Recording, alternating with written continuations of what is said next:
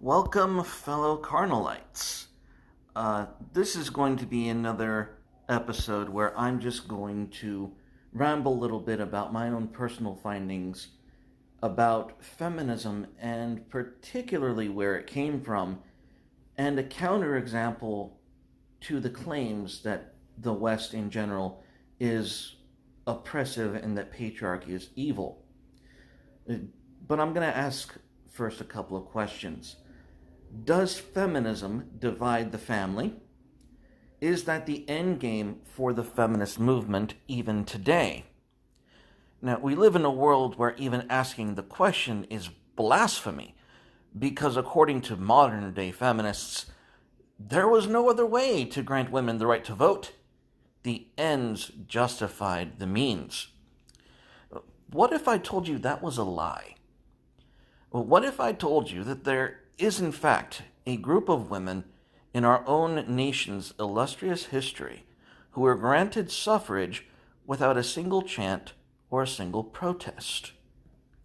Before I tell you who they are, we need to go back in time to understand what first-wave feminism meant to those who were forced to live through it, and understand through their eyes all the implications that it carried. We need to come to terms with a few basic realities of the day. Number one, early Americans were smarter than you, and me, at least politically. First-wave feminism started on the heels of giving black men the right to vote. Early Americans were by necessity very aware of their political environment. They fought a revolutionary war against a tyrannical state in the name of freedom, and they knew what that freedom meant, or at least was supposed to mean. Then they fought a civil war that told them how that freedom ought to be properly expressed. The Constitution was a document of wonder that was read daily. It was analyzed and scrutinized in every news cycle, although theirs were a bit longer than ours today. Our news cycle is embarrassingly short. It was praised and condemned ritually by the public square, but its contents were not mysterious. For example, there was not a single American alive who then suffered from the delusion that they lived under a direct democracy, i.e. the popular vote. They knew that they were living under a government formed by a representative republic. They all understood how the Electoral College worked, and it made sense to them. They were aware that not just any man could, or should, have the right to have his individual vote heard. He had to be 21. In the beginning, he even had to own land, and he could not be a felon. In other words, he had to have made something of himself and have some skin in the game. What was also understood is that when a man gained this privilege to vote via amendment, it was still presumed that he voted as a representative of his interests. He voted as a representative of his land, his business, his workers, and much more importantly, his family. These are traits that today you might be hard-pressed to find. Secondly, colonial patriarchy was not dead. In fact, one could say that in early America, the first wave of feminism was completely dependent on, and held back by, the societal norms of former motherland England. This was a society where a woman's husband was in essence her second father. She had to rely on him for practically everything. And if she couldn't, it was because he was poor, and not because high society didn't expect it of him. Most rank-and-file first-wave feminists were affluent wives of well-off husbands who took care of their every need. There were, of course, a few exceptions within the top leadership, Susan B. Anthony being the premier example, but she was the exception and not the rule. The first jolts of controversy and activism from feminism came from the drawing rooms of bored, wealthy housewives who benefited from this residual colonial patriarchal structure, but without the modern benefit of daytime television. That is not to say, however, that colonial patriarchy was a good thing all in all. It was limited in how both sexes could effectively contribute to society and the economy. The problem was early feminists tried to destroy the colonial patriarchy while being fed from its table. It's not complicated to figure out why so few took them seriously. Thirdly, the Industrial Revolution was not mainstream. This is an important one that we too often take for granted. So many advances in technology that are critical to our individual independence simply had not yet arrived for mass consumption. Thomas Edison had just barely invented the light bulb, and the first car was a long way off. A simple task like lighting the house was a daytime chore that had to be repeated often enough so one was not left in the dark. Literally. The tangible dependence the voting man had upon his laborers, children, and most critically his wife was an unspoken law to all those who lived through such times. The cow had to be milked, the butter had to be churned, the candles wicked, the laundry had to be hand scrubbed and hung out to dry. Pray it doesn't rain on laundry day. Food had to be cooked constantly throughout the day.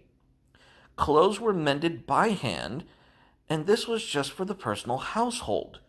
This does not include the duties of his business or tending to his land. There were no tractors, no riding lawnmowers or weed whackers. There were no credit cards or any form of electronic transaction. Many still bartered. Otherwise, they had to physically deliver cold coin to the bank. That was a chore too, and one of the most dangerous at that. Men and women needed one another in these times more desperately than we can imagine today. It was in this environment that feminism first reared its ugly head. Now, at the Seneca Falls Convention in 1848, 300 people attended to vote upon a Declaration of Sentiments, most of which passed unanimously until the last sentiment: women's suffrage. It was Lucretia Mott and Frederick Douglass who debated the issue heatedly. It was Frederick Douglass's argument for women's suffrage that swayed the vote toward adopting suffrage as an official tenet of the women's rights movement. But why was this considered controversial? And from a fellow woman arguing against it, no less. Well, because at the time, saying a woman had no need to vote was not a statement of bigotry. It was rather a practical fact of life. Please consider carefully all the above information and realize what it meant. Women lived in adherence to a carried-over patriarchal society, in a new government where the right to vote was still symbolic and representative, in a time when travel was arduous and time-consuming, and when the travails of daily life mandated constant vigilance and discipline. When, how, and why would a woman cast a vote? She was represented by her husband or father. She lived in a time when casting a ballot usually meant out-of-town travel.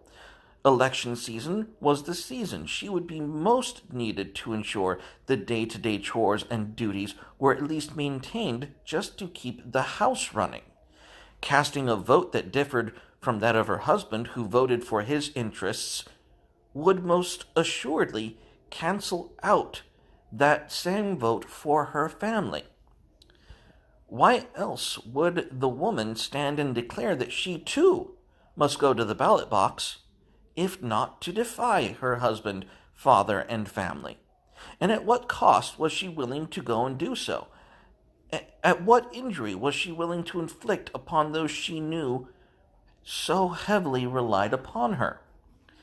These were the thoughts that crossed the minds of both men and women when these sentiments were ratified.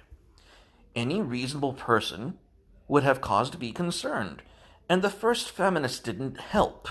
The quote, "a woman needs a man like a fish needs a bicycle," is very real during that time. They actually said it out loud, using quote-unquote female emancipation as a tool to spurn the delicate balance of family life, vilified the dependence of women in the name of equality, even back in 1848. And what was a shame is that other key issues were buried by this screeching for suffrage. Important issues like the right to own property and the right to work. The simple fact is that even back then, feminism wasn't even popular among women because it simply wasn't feminine. Now we're going to talk about the alternative, the Mormon Patriarchy, a radically different approach. The Seneca Falls Convention convened in 1848. The feminist movement got women the right to vote nationally in 1919. It took them 71 years of rallying and marching and protesting to be heard and have their demands met. The best the feminists could do was 71 years. Was that the best there was to offer? No. In 1870, all of the women in the Utah Territory already had secured the right to vote, because that was how the Mormons wanted it. They were the first women to vote in a national election, and it was granted without a single protest or rally. Protest or rally. Admittedly, though, there was plenty of marching. A lot of marching.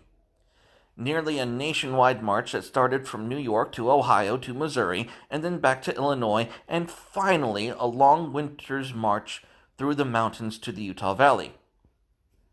Obviously, this was not a women's march. It was men, women, and children fleeing persecution and death. While in the Utah Valley, several unknown women rose to prominence. Women like Zina D.H. Young, who in 1872 helped establish Deseret Hospital in Salt Lake City and served on its board of directors, and for 12 years served as president of that hospital. The first woman, at least in America, to serve as the president of a hospital. Also, Eliza R. Snow, who served in the Relief Society, which sent women to medical school, trained nurses, opened up the Deseret Hospital, operated cooperative stores, promoted silk manufacture, saved wheat, and built granaries. In 1872, Snow provided assistance and advice to Louisa L. Green in the creation of a women's publication loosely affiliated with the Relief Society called the Women's Exponent. Snow's responsibilities also extended to young women and children within the Mormon Church. This and several stories about how these Mormon women performed miracles, gave birth, and were organized to provide effective relief at a moment's notice, long before having an established home in Utah, makes one wonder, where does this strength come from? Where was the oppression from the men? How did they do it? Well, they didn't, and neither did feminism. The Church of Jesus Christ of Latter-day Saints was formed in 1830 by a man named Joseph Smith, Jr., and it was a new and strange religion, with a new book and bizarre doctrines that most balked at. But one thing Smith and his converts had to do was continually move out and away from the societal norms of the old colonial patriarchy and away from the feminists screeching within it. They left for the raw and untamed West to forge their own new, unique, and American identity. The Utah History Encyclopedia notes, quote, in sharp contrast to the long fight for women's suffrage nationally, the vote came to Utah women in 1870 without any effort on their part. It had been promoted by a group of men who had left the Mormon Church. In their vote, in I'm sorry, I can't pronounce the name of this organization. In their Utah magazine, but it had no immediate effect. At the same time, an unsuccessful effort to gain the vote for women in the Utah Territory had been launched in the East by anti-polygamy forces. They were convinced that Utah women would vote to end plural marriage if given the chance. Brigham Young, who was the second prophet of that church and the serving governor of the territory, and others realized that giving Utah women the vote would not mean the end of polygamy, but it could change the predominant national image of Utah women as downtrodden and oppressed, and could help stem the tide of anti-polygamy legislation by Congress.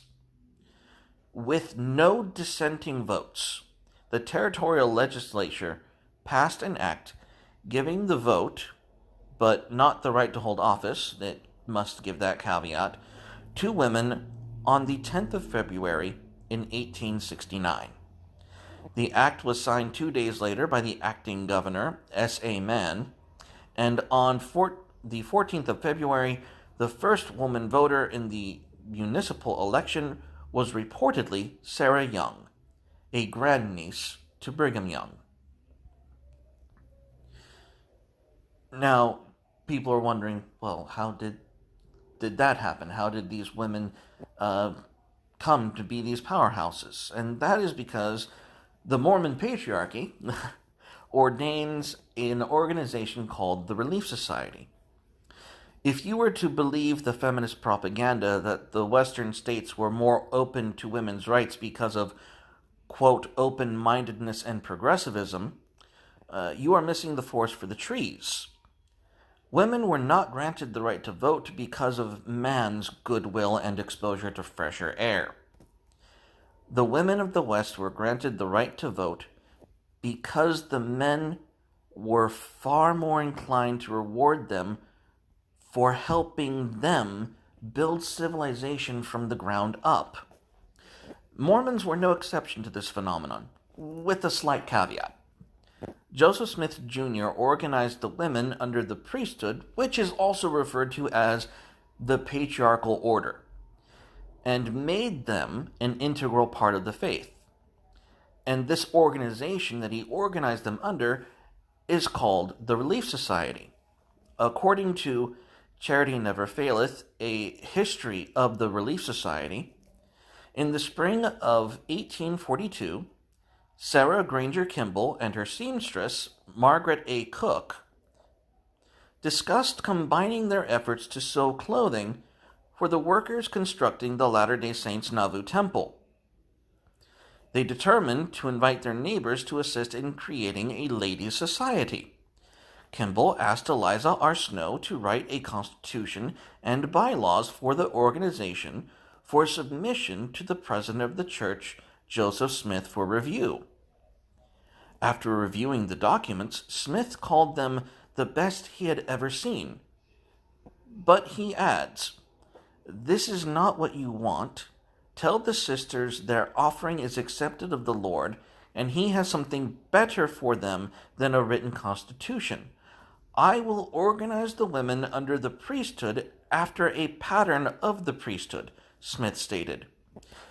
The object of the society, that the Society of Sisters might provoke the brethren to good works, in looking to the wants of the poor, searching after objects of charity, and in administering to their wants, to assist, by correcting the morals and strengthening the virtues of the female community, and save the elders the trouble of rebuking, that they may give their time to other duties in their public teaching.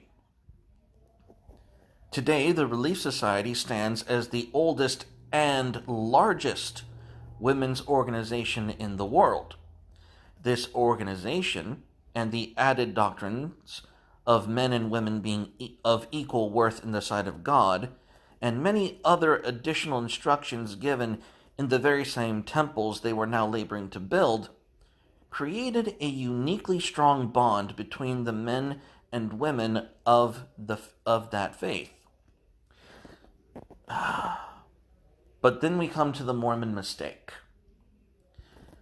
Because not all movements are perfect, and this one is no exception, we can see the good that was achieved by the Mormons, that they left the old ways of societal norms and expectations, left for the West often with nothing more than what they could carry or push on a handcart, and they left as equals betwixt men and women. They had to learn to grow and survive together. They had to learn to honor and accentuate each other's strengths, and they had to learn how to cover for the other's weaknesses without resentment, guilt, or blame. So where did they finally go wrong? Their only fault comes in 1889, when the Ednas Tucker Anti-Polygamy Act in 1887 stripped Utah of both women's rights to vote and its statehood. It did both things unilaterally, with no conditions, no disclaimers, nothing. If you look at the Ednas Tucker Act, it stripped women of both their right to vote and Utah of its statehood. And because of this, they joined the National Woman's Suffrage Association. They did so in good faith and naivety is the word. But the damage can clearly be seen. The story of how Mormon men and women grew together, the real story, the truth behind the mask of lies perpetuated by modern feminists fueled by misandry, has been lost to history. The truth is that Mormon women gained their right to vote long before the rest of this country because they earned it. They were better than the feminists on the East Coast. They were better than the spoiled and pampered housewives still coddled by the old culture and old money and old traditions. Mormon women were more intelligent, resourceful, and had stronger constitutions and deeper grit than any first-wave feminist shouting and waving signs. Mormon women were forged by blazing the pioneer trails that headed west. Their vote was not a right. It was a privilege granted to safeguard the values that made them who they are. It was a trust that they would act with their conscience to preserve those values. That is why they were granted the right to vote. That is why both before and after gaining the vote, Mormon women continued to perform and serve in prestigious positions of power and industry within the Utah state. It was simply a part of who they are. Which brings us back to today and our Western solution for engaging feminism in our modern dilemma. In our culture today, we are again confronted with strange language and calls for equality. Even today, we are bombarded with messages filled with vitriol, hate, and disgust at the patriarchy. Even today, we are again attacked on all sides by screaming masses of malcontented parasites who want that which they have not earned. Even today, feminism continues its assault on the family and everything that has made us great. The solution is not to hate in return. The solution is to do as the Mormons did and rediscover the raw and untamed West, forging a new, unique, and American identity for ourselves. You might not be able to physically move further west, but in this new and ever-changing world, there is a frontier with your name on it, where you and yours, your wife, your husband, can go out and rediscover yourself, and rediscover for yourselves the truth of men and women. You can rediscover the power that a nuclear family has and can have on our society and our economy. You can rediscover the greatness of American grit and American ingenuity. There has always been this better way. And I leave that with you, my fellow carnalites, and I hope you have a fantastic rest of your day. Bye-bye.